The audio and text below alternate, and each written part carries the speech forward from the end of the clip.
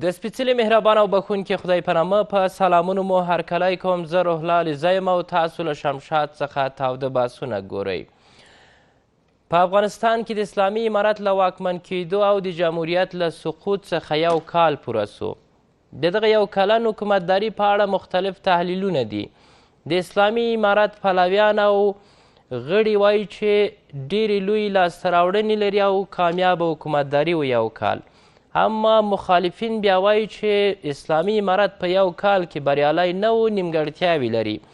عام خلک او شنونکي بیا بیل نظرونه لري. سبا ته د اسلامي امارت لخوا د اسلامي امارت د بریا د ورځې په ویاړ عمومي رخصتي اعلان سوې په افغانستان کې. د نن شپې بحث مو د اسلامي امارت یو کال حکومتداري ده. په پروګرام کې را سره درې تنه قدرمن میلمانه دي. هر یو د اسلامي امارت غړی ښاغلی قاري سعید خوستی، له استرالیا څخه د بهرمیشتو افغانانو د پیوستون شورا افتخاري مشر ډاکټر نور احمد خالدي، همداراز له لندن څخه سیاسي و اقتصادي کارپو ډاکټر بصیر رنجبر. تاسو ته ښه راغلاست وایم، پخیر راغلاست پروګرام ته. خالدي صاحب، یو کال څه رقم تیر سو د اسلامي امارت؟ سلامونه تاسو ته او ټولو تاسو مېلمنو ته او اوریدونکو کتونکو ته. وعلیکم السلام. یو کال تیر شو مګر خلک د افغانستان خلک ملت ډېر نگران دي. دوی د خپل د آینده د موجوده حالت نه شکایت لري او اقتصادي اوضاع ډېر خراب دی. بانکي سیستم د منځه تللی ده، تجارت رونق نه لري، اقتصاد په تمه په ښه توګه پیشرفت نه کوي. اسلامي امارت په یو کال کې باید څه کړی وای؟ دوی اول باید د ملت د جوړولو په کارونو باندې فکر کاوه او اقدامونه به نیول. دویم د دولت د ټینګښت د جوړولو په باره کې باید دوی اقدامات کړي وو.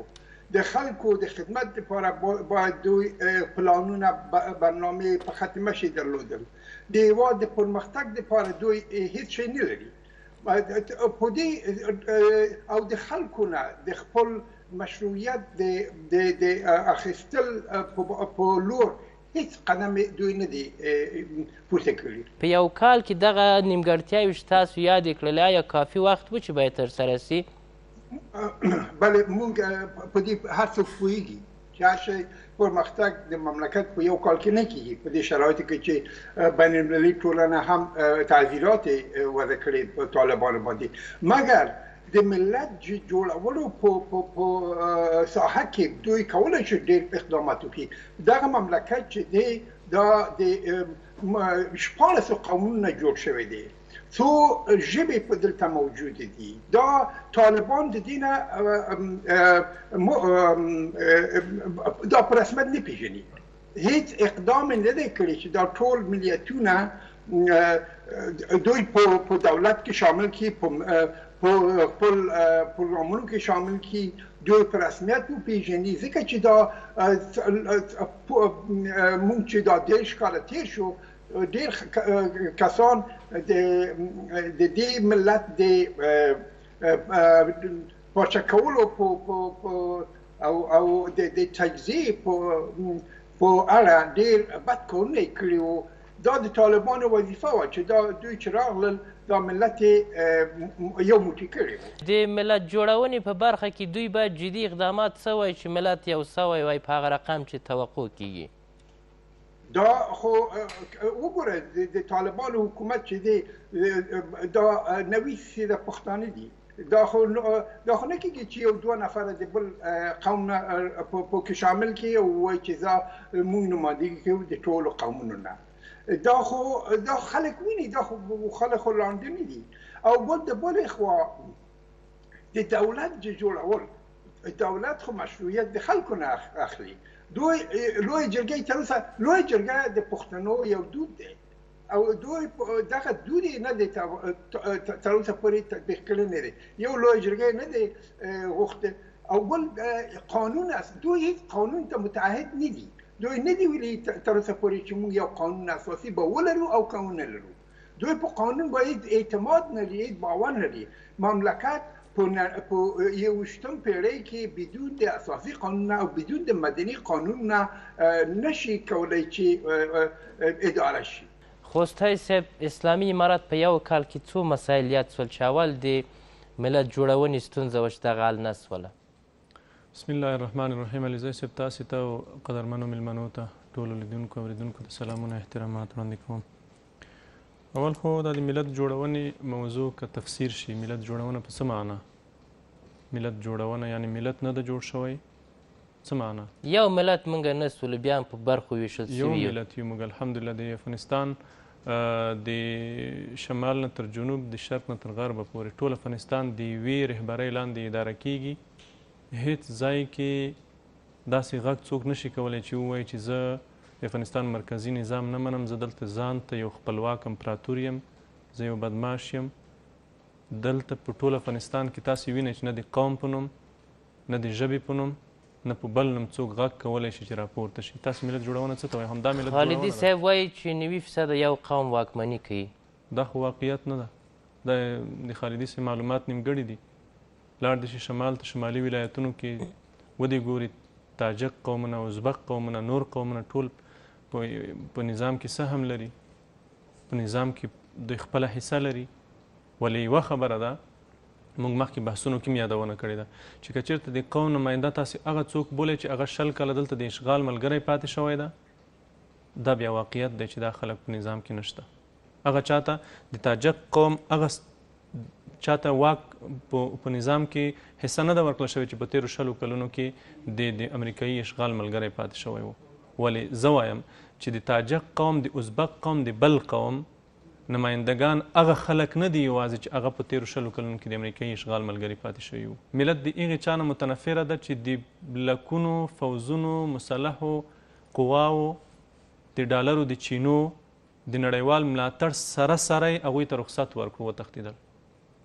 ملت د هغې چا سره ده؟ کله چې ملت له موجوده واکمني سره ده، خالدي صاحب وایي ولې تر اوسه پورې جرګه دایره نه سوه چې مشروعیت واخیستل سي؟ نو ګورئ، دا خو د نظام د مشروعیت دپاره په دې موږ مخکې بحث کړی و. د نظام د مشروعیت هغه ریسورسونه چې دي، هغه منابع چې دي، په دې کې اختلاف شته. دا یو نظري او فکري اختلاف ده. د مونږ او د خالدي صاحب به یاد کو، یا هغه څوک چې د خالدي صاحب په فکر دی، هغه څوک چې د نظام مشروعیت یا د زعامت مشروعیت هغه د دیموکراسۍ له لارې یا د جمهوریت له لارې انتخابات یا ټولپوښتنه یا دغه شیان بولي، دا یو نظري اختلاف ده د موږ د هغوی په منځ کې. موږ د نظام د مشروعیت دپاره ټولپوښتنه، د هر چا رایه، انتخابات، د دیموکراسۍ طرز العمل دا د مشروعیت دپاره سرچینه نه بولو. قانوني خلا موضوع رامنځته سه اوس هم او په وار وار دا موضوعات راپورته کیږي. په دې برخه کې اوله چې اسلامي امارت واک ته ورسېده وایي د ظاهرشاه قانون به تطبیقیږي، بیا وروسته د تیر جمهوریت قانون و چې لږ تغییرات پرې راسي، بیا له هغه نه وروسته د امارت اسلامي امیرالمؤمنین ویل چې نه بشري قوانین نه الهي قانون باید وي. اوس دغه خلا وجود لري که قانون لري، کوم قانون ده؟ ګورئ، یوه خبره زه تاسو ته وکوم. اول خو اسلامي امارت لایحه لري، د ټولو اداراتو دپاره لایحه موجوده ده. د تیره لایحه ده چې په تېرو 20 کلونو کې هم عملي وه.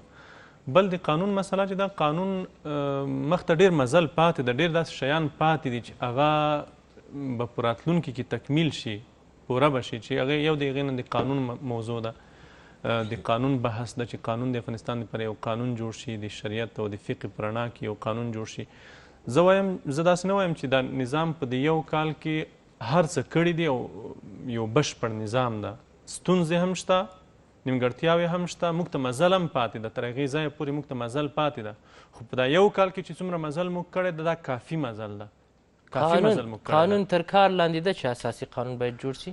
یوازې قانون نه، ډېر شیان تر کار لاندې دي چې په هغې به کار کیږي او راتلونکي کې به یو سرنوشت معلومیږي. څه شي دي مثلا ده موارد تر کار لاندې دي؟ ډېر موارد دي.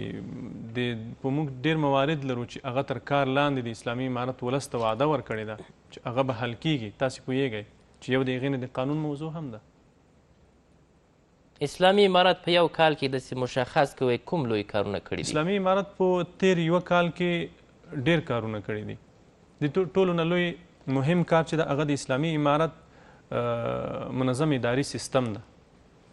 اسلامي امارت چې کوم نظام جوړ کړی ده په نظام کې یو مستقل او یو مرکزی نظام ده چې په ټول افغانستان کې د مرکز نه احکام صادریږي ولایاتو ته. هغه څه چې په تیرو 20 کلونو کې د امریکایانو ملګرو د ټول ځواک او توان سره په دې ونه توانېدل چې دغه شی دوی جوړ کړي. تر اخره پورې د دوی هڅه دا وه چې یو مرکزي قوي نظام دلته رامنځته شي، دوی ونه توانېدل. اسلامي امارت په یو کال کې په تیر یو کال کې الحمدلله په افغانستان کې یو قوي مرکزي نظام رامنځته کړی ده. الحمدلله اسلامي امارت پولي ثبات رامنځته کړی دی. تاسو وینئ افغانۍ ثابته ده تر اوسه پورې، سره د دې نه چې نه د ډالرو چینې را روانې دي نه هغه مرستې را روانې دي چې د تیرې ادارې سره کېدی. موږ تاسې ګاونډي هیوادونه وینو چې هغوی پولي ثبات نه لري. که چېرته هغه هیوادونه چې هغه 80 کاله 50 یا 80 کاله جنګ نه دی لیدلی د هغوی پولي ثبات د موږ د پولي ثبات سره مقایسه کړو، موږ دا یوه ډېره غټه لاسته راوړنه ده. د کلدارو موضوع تر اوسه نه ده رفع سوي. ځینې ولایتونو کې کلدارې چلیږي، یا مثلا د مکاتب موضوع ځینې ولایتو کې ګورو تر 12 پورې مکاتب شته، په شمال کې دلته نسته. یو خو د کلدارو موضوع چې ده اوس خو د کلدارې بې ثباتۍ سره په ځینو جنوبي ولایتونو کې چې کلداره ډېره رایجه وه، نو اوس الحمدلله هغه موضوع تقریبا حل ده، ځکه کلدارې سره خلکو ته ډېر زیانونه ورسېدل دي موږ تاسې د جنوبي ولایتونو کې. نو اوس زه فکر نه کوم چې په کوم ولایت کې د راکړه ورکړه په کلدارې کېږي، نه یې کوي څوک په کلدارو د بې ثباتۍ له امله. او بله مسله د مکاتبو ده. مکاتبو ستونزه چې ده دا خو په دې باندې بار یعنی په کراتو په دې خبرې شوي دي، مسؤلینو واضحه کړې ده، د اسلامي امارت رسمي دریځ هم واضح شوی ده په دې اړه چې دریځ څه ده. مکاتبو ستونزه حل کېدونکې ده، انشاءالله حل به شي په راتلونکي نږدې وختونو کې به انشاءالله دا ستونزه حل شي، لکه څنګه چې نورې ستونزې دفعه په دفعه حل شي دا ستونزه به هم حل شي. باید په یو کال حکومتداري باندې قناعت وسي که نه انتقاد موجود وي؟ ګوره یو خو نقد دی، سالم نقد دا د هر چا حق ده. سالم نقد په صحابه و شوی ده، په عمر رضی الله عنه باندې شوی ده. او سالم نقد هر څوک حق لري چې وایي کړي. د نقد نه مبرا یوازې الله تعالی ده، د نقد نه مبرا یوازې رسول الله صلی الله علیه وسلم ده چې هغه معصوم دي، انبیا معصوم دي، الله تعالی باندې نقد نه کېږي. د هغې نه راټیټ هر څوک مورد د نقد کېدلی شي چې سالم نقد وکوي.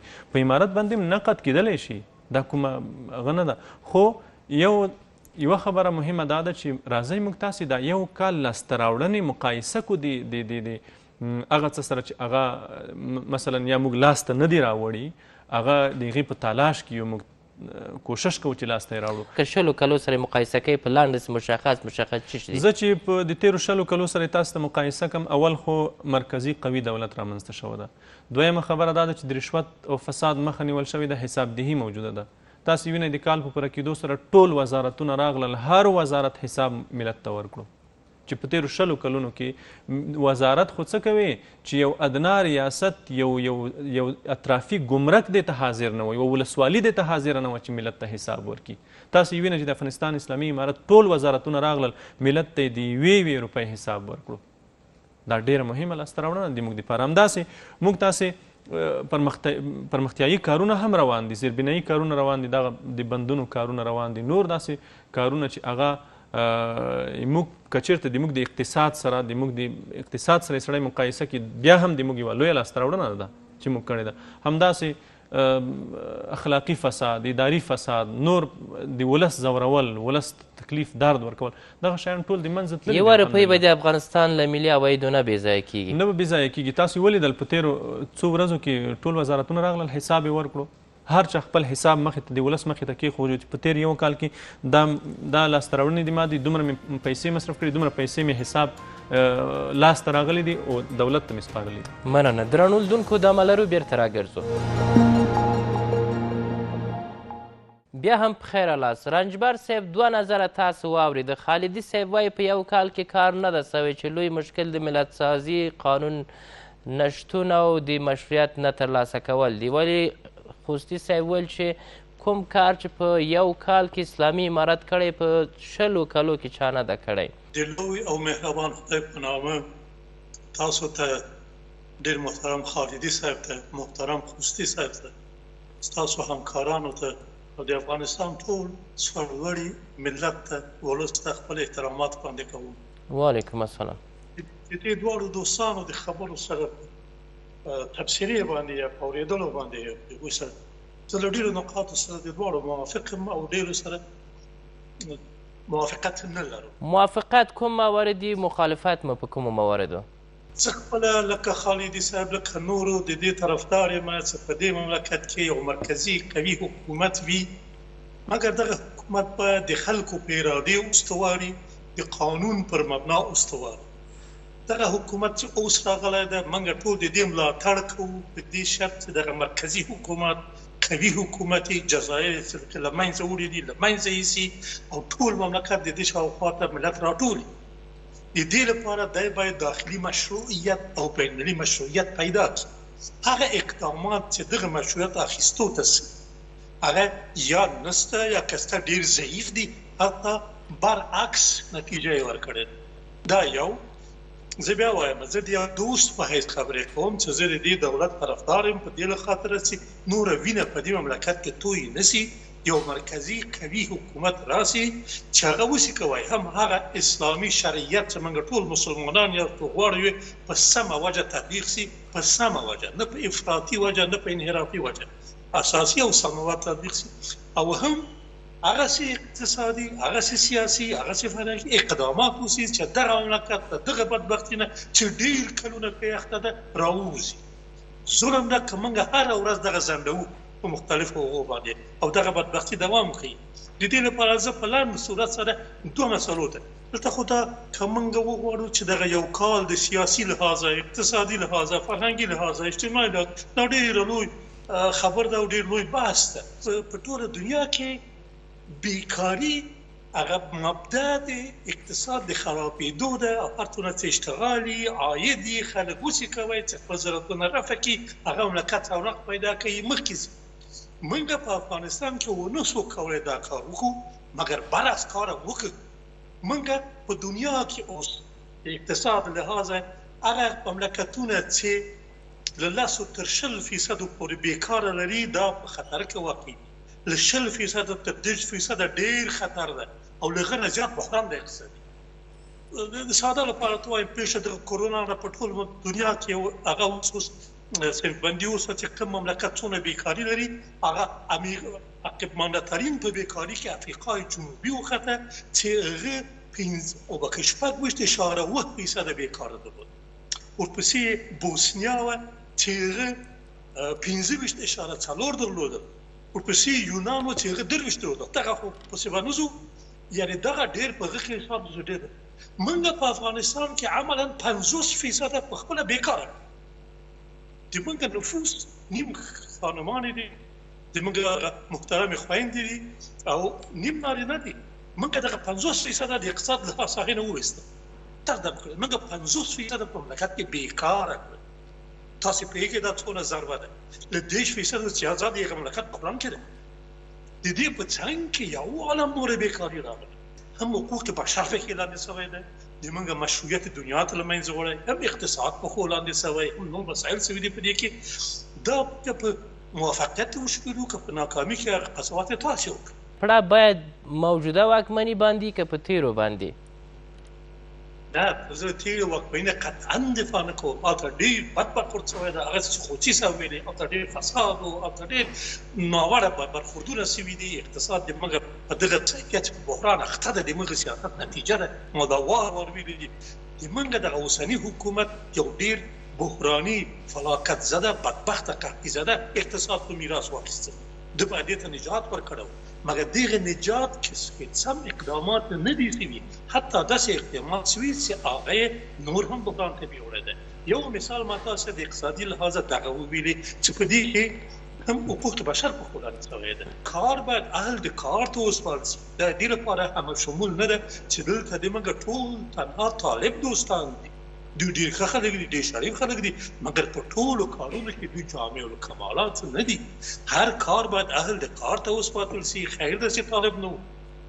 د دې مثال زه تاسو ته وایم په اقتصاد کې ډېره لویه ضربه چې موږ ته رسېدلې ده. خو دغه یو وخت د پاکستان صدر اعظم شهباز شریف کابینه کې پاتې ویلې چې منګه د هغه زغال صد او بخیر د سکرول د پرنس افغانستان واردو منګه وسو کولای چې 2.2 میلیارډ ډالر ذخیره کو صرفه جوړو د دې معنا دا و چې د ویل چې موږ ډیر ښه د سکرو ډبرو په ډیر جګ کیفیت په ډیر ارزانه قیمت او په کلدار واخیست پس لدینه د منګه واکداران دې ته متوجه شو پس دغه صيغه دا اشتباه وکړه چې دغه افشا کړه کدای پټ کړي و د منګه واکداران ممکن څو کال نورم د پسې نه وزیدل ولې دوی په اقتصادي سطح کې نه دي چې یو شی پیشه مطالعه کې دقیق نور کې دوی پس هغه متوجه شو چې موږ خو دا ټول شی مفت ورکړو تر دې پورې دوی همیشه ادعا کوله چې موږ دغه داخلي هغه زیات کړی دي عواید مثلا موږ د قانون وزارت د موږ دغه عواید زیات شوي دي د صد په خاطر ډیر خوشاله او چې د افغانستان خرڅيږي او په کې وړي ډیر عواید راځي مګر معلومه شو چې موږ په دې کې 2.2 میلیارډ ډالر ضرر کړی دی دا کومه دغه مسایه سره سم تقسیم کړي او سم سیاست هم درلوده او د پوسوي وو دغه 200 میلیون هم کده ته پریخو دغه اشاره دوی سي دې په ډیر خوشاله او دغه 2 میلیارډ موږ ته رسیدل کله ته فهم د اقتصادي وخت په وجود درلودي موږ څنګه دا او کوڅ موږ اقتصاد کې د کارونه کړی موږ دغه 2 میلیارډ ضرر په تاسو کالو کې جبران ور د لویو اقتصادي پروژو لپاره موجوده واکمني وایي چې موږ تعهد لرو دغه اقتصادي پروژې تر اوسه پورې یو کال کې جریان لري څنګه روان دي کاملا متعقدين چې دوی ډیر خنیت لري دوی تصمیم لري چې د مملکت له دې حالت نجات ورکړي د خپل ټول هلې ځلې کوي مګر هغه وسایل هغه امکانات چې دوی لازم دي دوی په کار لري بیا یو له دې امکاناتو نه دا چې اقتصاد ډیر مغلقه کار ده ساده تاسو ته وایم ټول د موږ اهالي خلک پیږي چې 2 جمع 2 څلور کی دغه د ریاضي او هغه د موږ ټول پیږي وخت چې پوسو چې 2 جمع 2 څلور څو نو وایو چې موږ ریاضي دان یاست ریاضي کې څه لوګاریتم وجود لري په کې جبر دي وجود لري ساين د کوساين د تانجانت دې شان دي چې غږ پورې ورسي ګډیر د موږ د کسان چې د اقتصادي او سیاسي ټول په لاس کې نیولې دي د خلک دي شریف خلک دي غواړي په افغانستان کې خدمت دوی کوي چې دا خدمت واقع کوي چې موږ ټول سره یو هم دا اوس دغه شان چې موږ وایو دا د دې په چې وضع خاصي وي دا دښمني نه ده دا دوستي ده موږ هغه سمې مشورې ورکوو په هغه جمله کې یو دا چې کار اهل د کار ته وسپارئ تاسو د افغانستان بانک پخوانی رئیس هم پاتې سوی یاست او مخکې خوستي صاحب د ډالرو د ثبات موضوع یاده کړې د افغانیو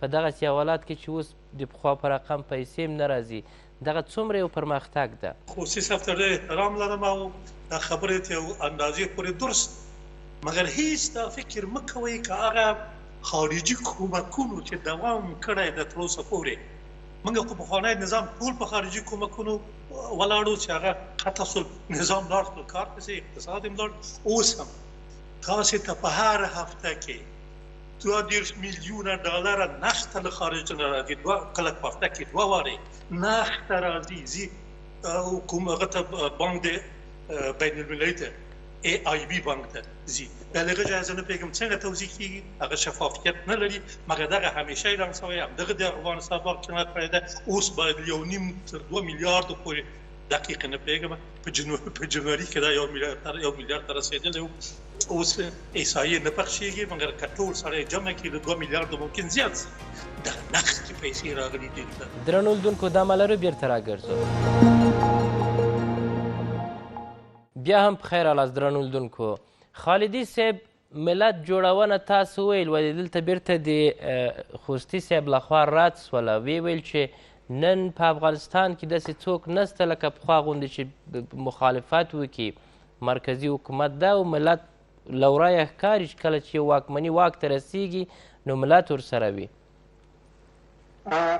محترم خوستي صاحب ته زه احترام لرم او مګر دی به د ما نه ښه پوهېږي چې ته په ټوپک په لاس ورته په سړک کې په بانډو کې په کلیو کې په ښارو کې ناست دی او څنګه هغه کولی شي چې مخالفت وکړي طبعا مخالفت کولی نه شي دا خو حل موضوع نه شو که نه زما زه د تا نه ډېر د افغانستان د ملت د یو موټی کولو توقع لرم، آرزو لرم. په دې باره کې ما عمر تیر کړی، لیکنه مې کړي دي، کتابونه مې لیکلي دي. دغه موضوع به دا فتن درته ځواب کړي، مهرباني وکړئ. علیزی صاحب د ملت جوړونې خالدي صاحب محترم ته په احترام ده وویل چې د ټوپک په زور ملت نه جوړیږي، یا مثلا د ملت په منځ کې هغه اقشار به هم نه یادوو، هغه ځینې کړۍ چې هغه غواړي مخالفتونه وکوي، راپورته شي، د نظام په وړاندې ودرېږي، هغه باید دا منل شوی اصل ده چې د مرکزي نظام په مقابل کې چې څوک راپورته کیږي، وسله راپورته کوي، هغه باید وځپل شي.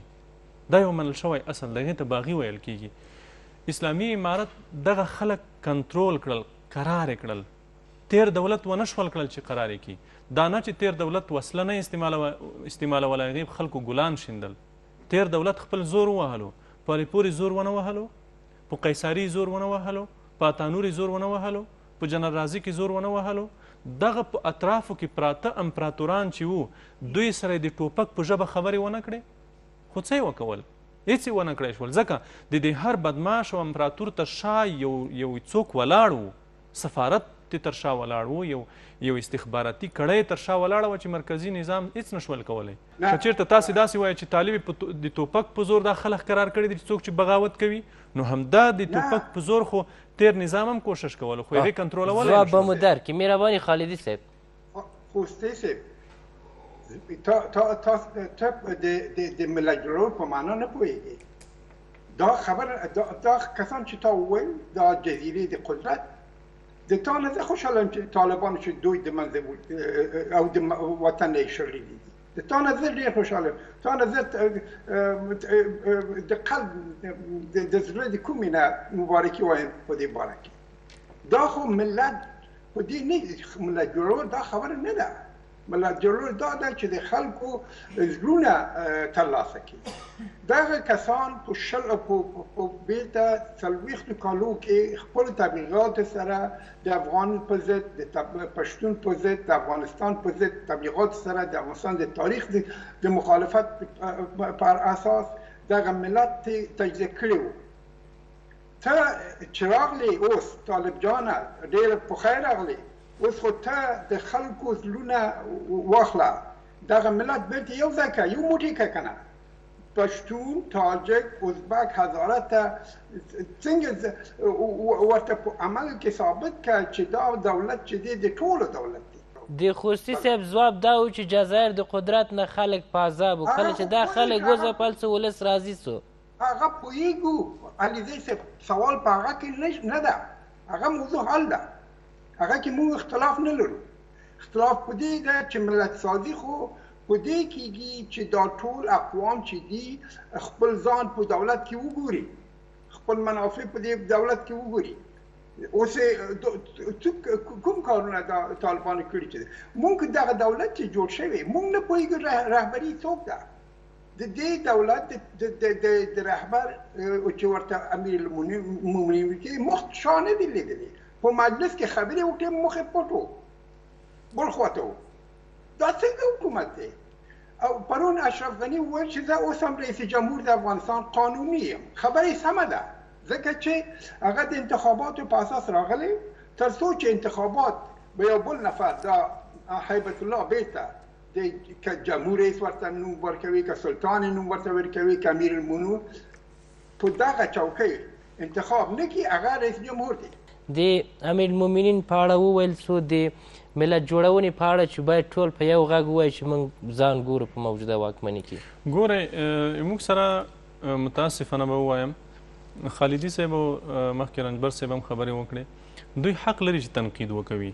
ما مخکې هم یادونه وکړه، د تنقید حق دوی ته حاصل ده، دوی د امارت ته مشورې ورکړي، نقد دې وکوي.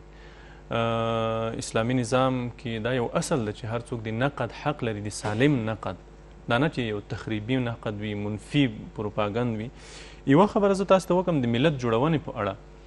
خالدي صاحب مخکې وویل، د اشاره وکوله چې طالب د ټوپک سره په سرخ کې ولاړ ده، په سرخ کې ولاړ ده، نو د ټوپک په زور خو ملت نه جوړیږي. زما هغه خبرې ته اشاره وه. که چېرته تاسې د ملت جوړونه دې ته وایئ چې خلک دې راټول شي، انتخابات دې وکوي، انتخاباتو د لارې ده ټول ملت ټول خلک د یو څوک وټاکي. ما مخکې یادونه وکوله چې د دې نظریې سره موږ خلاف یو. دا یو اساسي اختلاف د موږ تاسې په منځ کې چې دا بیا جلا بحث ته اړتیا لري چې تاسې د زعامت او د مشرۍ او د مشروعیت دپاره منبع چې ده هغه عام انتخابات بولئ. زه دا نه بولم. اسلام عام انتخابات د خلکو عامه رایه دا د مشروعیت دپاره اساس نه بولي. د مشروعیت دپاره په اسلام کې خپلې سرچینې موجودې دي، هغې ته باید مراجعه وشي. دا سرچینې واضح کوي. هغه سرچینې چې دي هغه په ملت کې، په قوم کې، په هیواد کې مخور خلک دي.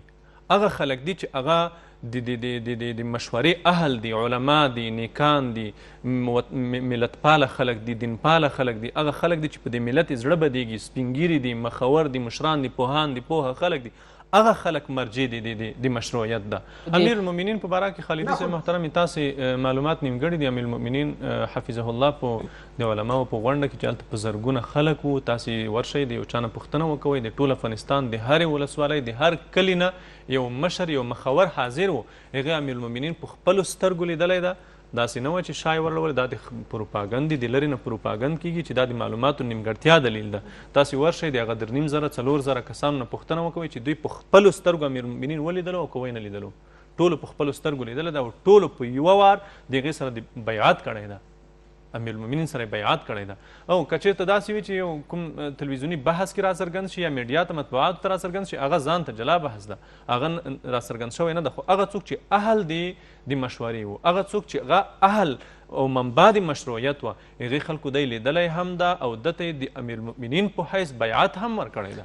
آیا اړتیا ده چې باید ووځي؟ ضرورت نه دی چې دی باید راوځي صحنې ته ټولې وګوري؟ ولې نه؟ هغه وخت کې چې کله موږ داسې یو حالت ته ورسیږو چې موږ د موږ ځمکه فضا هر څه محفوظ شي او موږ د دفاع صلاحیت ولرو. د خالدي صاحب اشاره دې ته و چې یعنې ولس که تاسو وایئ چې نن له موږ راضي ده، دا د ټوپک په واسطه ویره لري ولس وایي. نو ولس خو که ویره لرلی، ویره خې باید د تیر نظام نه درلودی.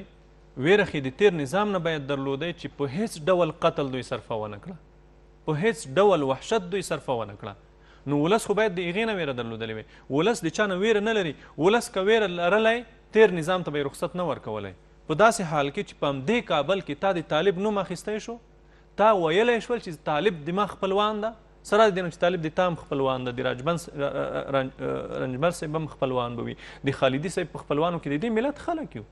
تا ویلی شول چې طالب د ما خپلوان ده، تا ویلی شول چې د طالب سره زه رابطه لرم، په همدې جرم ته تر زندان هم رسولی، ستا مرګ هم روا و. خالدي صاحب جرګه دایره سوه، شورا د علماو چا چې ګډون کړی ټولو امیر المؤمنین لیدلی ده. اوس چې تاسو غواړئ اوس وخت نه ایجابوي چې باید راووځي؟ نه سمه خبره نه ده. اول دا جرګه چې ټول د ملایانو جرګه و، دا په دې کې خلک اشتراک نه درلود. طالبانو ولې د خلکو نه ډارېږي؟ ولې لویه جرګه نه غواړي؟ لویه جرګه خو همدغه شی خوطي صاحب چې وویل، خو دغه لویه جرګه د خلکو مخورو، د علماو، دانشمندانو، د ټول اقشارو نمایندګان پکې دي. دا خو د پښتونو دود دی. دا ولې نه غواړي؟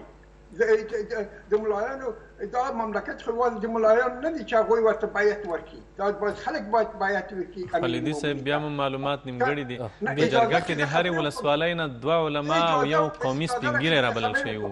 وایي په جرګه کې یوازې علما نه وو، دلته له هرې ولسوالۍ موږ نه پوهېږو، ځکه چې موږ خلک ملت چې وو د دې جرګې نه غوت شوي وو، نه تلویزیون پکې وو، نه خبرنګار پکې وو، نه هېڅ پکې نه وو. دا ملا هیبت الله کولی شو چې خپل بیانات تلویزیوني نشر کړي.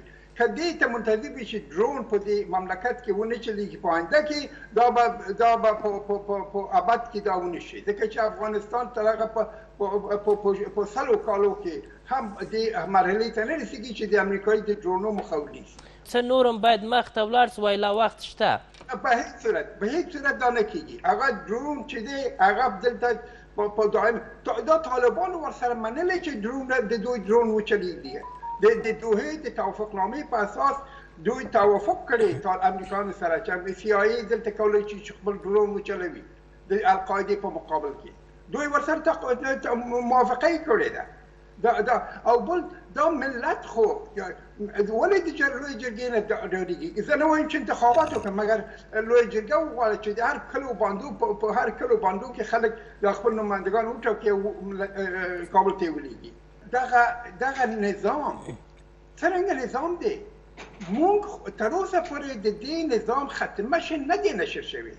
امیرالمؤمنین په خپل خبرو کې هیڅ اشاره ونه کړه چې د دوی پروګرامونه کوم خواته روان دي. دا مملکت څنګه نظام به ولري، دوی چې په قانون باندې کار جریان لري. امیرالمؤمنین په خپلو 1.5 ساعت خبرو کې یوه کلمه د قانون یې ونه کړه او د اساسي قانون نوم یې وانخیسته. څه وایي موږ ولې موږ دروغ وایو خلکو ته؟ د 15 کاله بعد یو جنکۍ یوه ښځه به موجود نه وي چې پوهنتون ته لاړ شي طب وایي بل شی وي. موږ به یو د ښځو ډاکټر ونه لرو پس د 15 کالو نه. یو وارې به ولاړ شو رنجبر صاحب ته به خوستی صاحب تاسو نظر واورو. بیرته راګرځو، موږ سره پاتې شئ. بیا هم په خیره لاس. رنجبر صاحب یوې خواته د جزایرو د قدرت موضوع یاده سوله چې دا ختمه سوه. نن څوک زورواکي نسي کولی. پرون به یو عادي زورواکي حکومت چلنجاوه.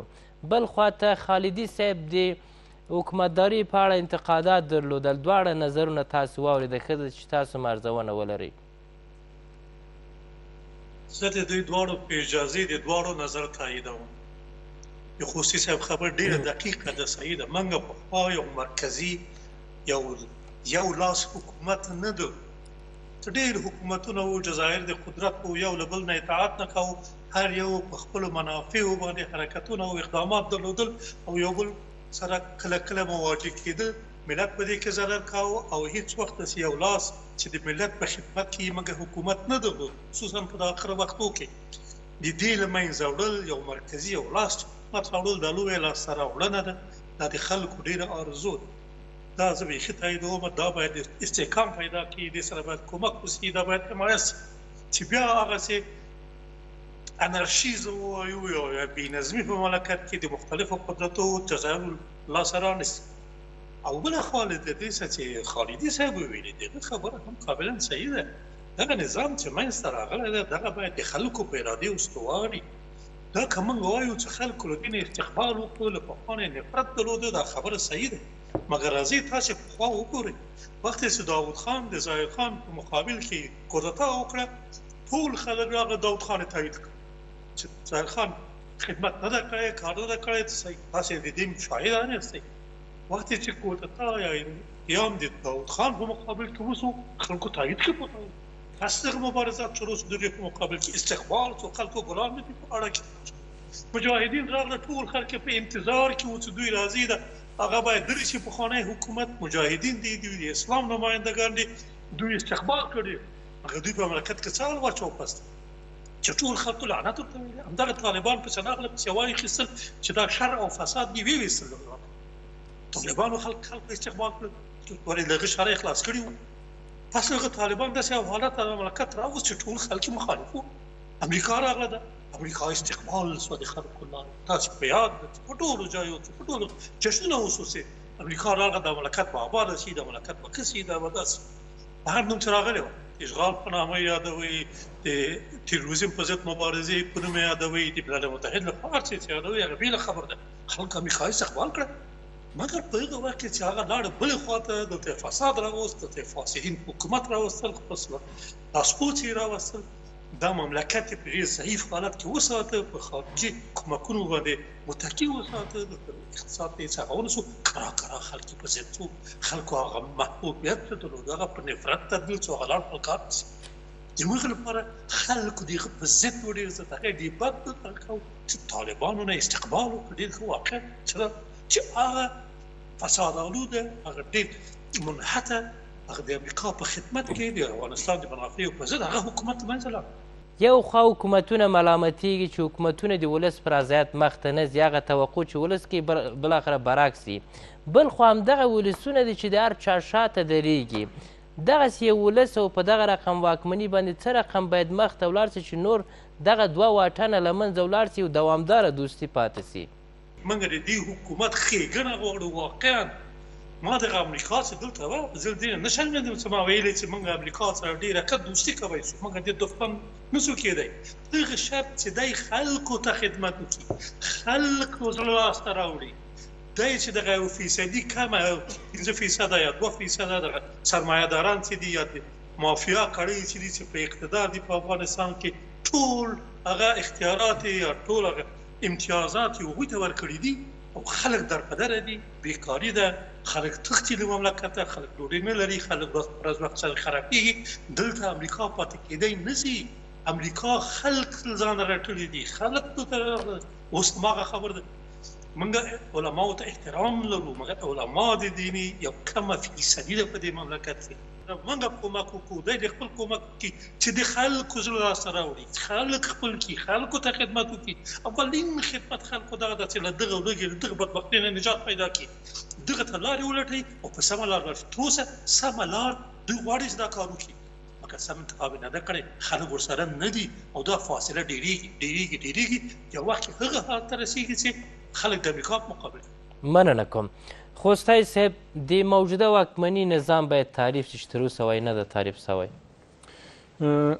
علیزی صاحب یو څو نکتو ته مخکې ستا د پوښتنې د ځواب نه اشاره وکړم اوله خبره دا ده چې ستونزه د لومړي سره دا ده د اولې ورځې د اسلامي امارت د واکمنۍ د اولې ورځې نه چې په داخل او خارج کې په داخل کې هم ځینې حلقات او په خارج کې هم د اسلامي امارت د مثبتو کارونو تشکري ونه شوه هغه څه چې اسلامي امارت مثبت کارونه کړي وو د هغې مننه د اسلامي امارت نه ونه شوه ما زه ډېرې بیلګې ویلی شم یوه ساده بیلګه هغه د اسلامي امارت عمومي عفو درته یادولی شم اسلامي امارت عام عفو وکړه اسلامي امارت هغه خلک هم معاف کړل چې هغه د موږ شهیدانې په ټنګونو پسې کش کړي وو هغه خلک هم معاف کړل معلوم الحاله زه درته نومونه اخیستی شم چې هغې مجاهدین په تبرونو والي او په تبرونو یې شهیدان کړي وو هغه خلک یې هم معاف کړل چې هغوی د قتلونو لیستونه د موږ سره پراته دي په نوم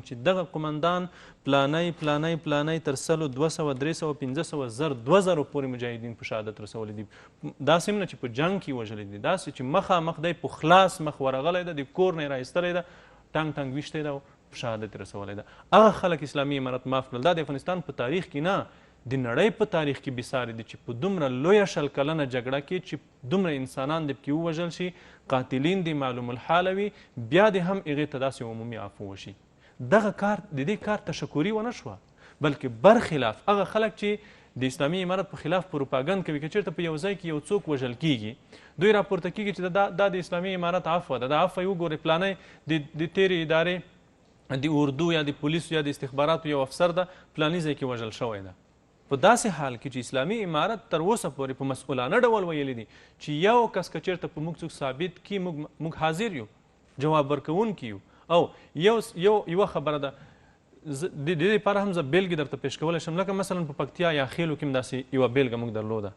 یو سړی راپورته شوی و کور ته ورغلی و د یو کور نه 2-3 کسان رایستلي وو په شهادت رسولي د بل کور نه د بل کنه په خلاصه ورځ د ده پلار مجاهدینو په ماین الوزولی دی ورغلی 3-4 کورونه ځوانان رایستلي وو په شهادت رسولي وو کله چې امارت راغی د هماغه کورونو خلک راغلل دی د کوره راویستو ویې وژلو دا امارت ووژلو خپل مسؤلیت امارت درلود چې باید یو څوک غچ وانخلي شخصي کنه امارت خپل مسؤلیت ادا کړی د هغه سړی نیولی ده حکومتداري په تشکري کیږي زما هدف دا نه دی خلکو تشکري کړې ده هغه ځینې حلقات چې یادوم چې د امارت په خلاف پروپاګند کوي هغه که په خارج کې دي که په داخل کې دي هغوی نه مې غوښتنه دا ده چې د امارت د تیرو د مثبتو کارونو تشکري ونه شوه هغه څه چې امارت کړی دي دویمه خبره ده ګورئ د ټول شموله موضوع بار بحث شوې ده ټول شموله تاسو څه ته وایئ که چېرته ټول شموله راځئ د کرزي او د اشرف غني نظامونه مقایسه کړو د دې نظام سره اشرف غني ډاکټر و حمدالله محبي د 3D ډاکټر و هغه بل فضلي د څه شي و دغه د ډاکټرانو فیصدي راځي د ملت ته واچوو که نه دغه د ډاکټرانو فیصدي په دې ملت کې څو فیصده ته نن وایي چې ملا په د ملت کې ډېر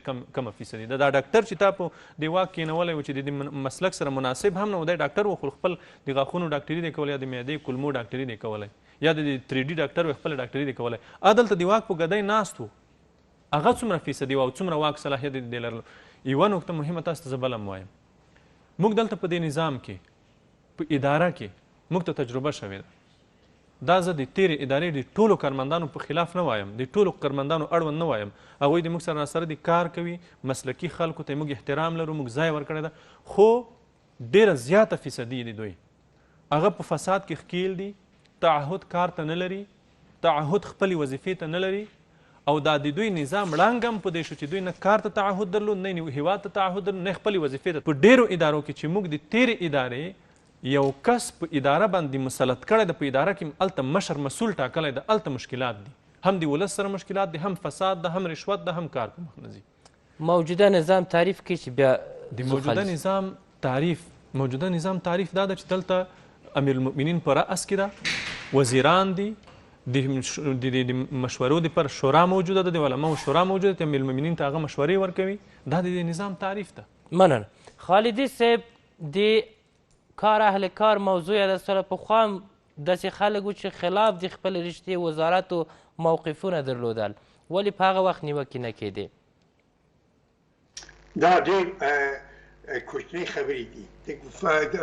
د کمپیوټر دا خو د اصل موضوع نه ځان غلول دي. دلته موضوع دا ده چې یو قشر چې هغه د ملایانو قشر دی، ټول دولت په لاس کې نیولی. اشرف غني چې څوک د اروپا نه راوستلي و، دا یو قشر و، دی په نظام کې ولې هغه وخت دا اعتراض نه کېدو؟ هغه څوک چې موږ تاسې په ټامیانو پېژندل چې د اروپا امریکا نه راغلي وو، که پخوانی نظام ورته و تیر شو، اوس یو کال دوی په قدرت کې وو، موږ د خلکو د مشکلات دلته باندې خبرې کوو، د خلکو د ملت د توقعات په باره کې خبرې کوو. مونږ دا نظام که ټول سیاسي پوستې دا وزارتونه ملایان نو ته ورکړل شي، زما هیڅ مشکل ورسره نشته په سیاسي لحاظ. د دوی حق دی. یو دولت ساختار دی، یو د دولت ساختمان دی، هغه باید مسلکی وي. د دولت د پابلیک سرویس، دا د دولت چې خلکو ته خدمت کوي. یو د سیاسي قشر دی چې هغه وزارتونه دي، که وزیر دي، که رئیس جمهور دي. دا اداره د دولت باید مسلکی وي. دوی تر هغه وخت چې چاري کولای شو چې یو مسلکی شخص په چوکۍ کې کینوي، دوی دا کار کړی. مننه خالدي صاحب، خوستی صاحب او رنجبر صاحب، درنو لیدونکو، تاوده بحثونه پر همدې ځای پای ته رسیږي. څه چې مو واورېدل د میلمنو نظر و. د خدای په امان.